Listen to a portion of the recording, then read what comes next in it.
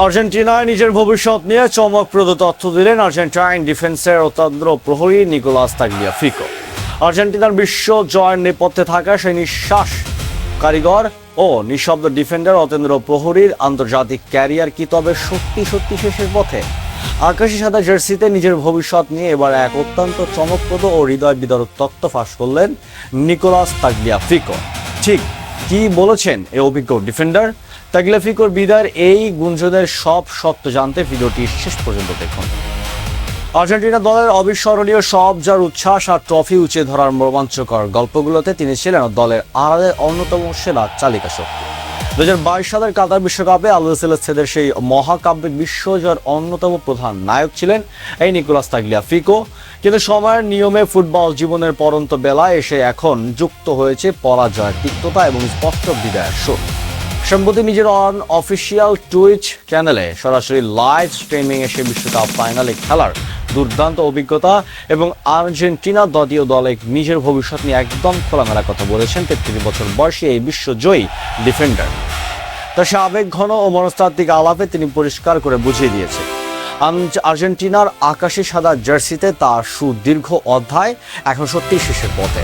টানা দুটি বিশ্বকাপের ফাইনালে পৌঁছানোর গৌরবময় ইতিহাস এবং প্রাপ্তি নিয়ে কথা বলতে গিয়ে তিনি বলেন, আমাদের ঝুলিতে ইতিমধ্যেই রয়েছে স্বর্ণপদক, আর এখন আমাদের সংগ্রহে যুক্ত হয়েছে রৌপ্য পদকও। এটি নিয়ে আমাদের সবার ভীষণ গর্বিত হওয়া উচিত।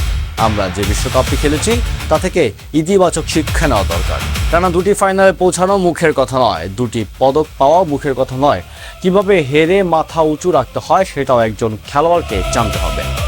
একটি বিশ্বকাপ জয়ের জন্য কেবল মাঠের 1 বা 1.5 মাসের জাদুকরী খেলা যথেষ্ট নয়, এর পেছনে লুকিয়ে আছে বছরের পর বছর ধরে চলা রক্ত জল করা পরিশ্রম। এই বাস্তবতার কথা স্মরণ করিয়ে দিয়ে তাগলিয়াফিকো অত্যন্ত সুন্দরভাবে ব্যাখ্যা দিয়েছেন, একটি বিশ্বকাপের প্রস্তুতি কেবল একটি মাস বা মে মাসের বিষয় না, যা ঠিক টুর্নামেন্টের আগে শুরু হয়। এর পেছনে টানা 3.5 বছরের কঠোর পরিশ্রম লুকিয়ে আছে। আগের বিশ্বকাপ শেষ হওয়ার পর থেকেই একজন পেশাদার ফুটবলার ভাবতে শুরু করে যে শারীরিকভাবে সে কোথায় পৌঁছাতে চায়।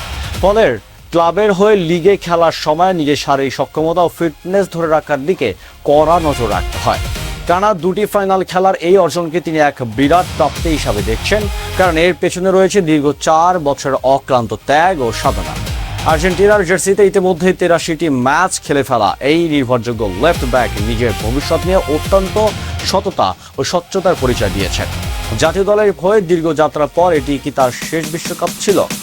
এমন প্রশ্নের জবাব অত্যন্ত স্পষ্ট ভাষায় তিনি বলেন, এই বিশ্বকাপটির মূল্য আমার কাছে অসম্ভব বেশি, কারণ হয়তো এটাই ছিল আমার শেষ বিশ্বকাপ। আমি মনে করি হ্যাঁ, এটাই আমার শেষ ছিল। আর একটি সম্পূর্ণ বিশ্বকাপ টেনে নিয়ে যাওয়া আমার পক্ষে শারীরিকভাবে সম্ভব নয়। অনেক ফুটবলারের স্বপ্ন থাকে দেশের জার্সিতে সেঞ্চুরি বা 100 ম্যাচের ঐতিহাসিক মাইলফলকে স্পর্শ করবে। সে স্বপ্নের প্রসঙ্গে নিজের অনুভূতির কথা প্রকাশ করে তাগলিয়াফিকো আক্ষেপের সুরে বলেন, আর সেই স্বপ্ন হয়তো আর কোনোদিনই পূরণ হবে না, তবে বুটজোড়া চিরতরে তুলে রাখার পর কোচিং পেশায় যুক্ত হওয়ার দারুণ পরিকল্পনা রয়েছে তার। বর্তমানে আধুনিক ফুটবলের দ্রুত পরিবর্তন এবং আগামী প্রজন্মের তরুণ ফুটবলারদের মানসিকতা নিয়ে নিজের চিন্তার কথাও ঢুকাননি তিনি। কোচিং কোর্স প্রসঙ্গে খোলামেলাভাবে তিনি বলেন, আমি কোচ হওয়ার জন্য নিয়মিত কোর্স করছি, কিন্তু দিন দিন এটি আরও বেশি চ্যালেঞ্জিং ও কঠোর হয়ে উঠছে। ফুটবলারদের মানসিকতা এখন পুরোপুরি বদলে গেছে। এখনকার তরুণ খেলোয়াড়দের নিজেদের অনেক বেশি বড় তারকা মনে করে। একটি সোনালী প্রজন্মের দুর্লভ সাক্ষী হয়ে এবং দেশের জন্য শতভাগ উজাড় করে দেওয়া চরম পরতৃপ্তি নিয়ে যেন এবার আলবিসেলেস্তেদের বিদায় জানানোর চূড়ান্ত প্রস্তুতি নিচ্ছে এই লড়াকু সৈনিক। জাতীয় দলের জার্সি গায়ে জড়িয়ে আলবি তাগলিয়াফিকোর এই নিঃস্বার্থ অবদান কি সত্যি ভক্তদের হৃদয়ে সবসময় স্বর্ণাক্ষরে লেখা থাকবে না? বন্ধুরা, তাগলিয়াফিকোর এই বিদায় বার্তা ও তার বর্ণাঢ্য আন্তর্জাতিক ক্যারিয়ার নিয়ে আপনার মূল্যায়ন কি? আপনার মূল্যবান মতামত কমেন্টে জানান। ভিডিওটি ভালো লাগলে লাইক ও শেয়ার করে সমস্ত ব্রেকিং নিউজ সবার আগে পেতে আমাদের সাথেই থাকুন। ধন্যবাদ।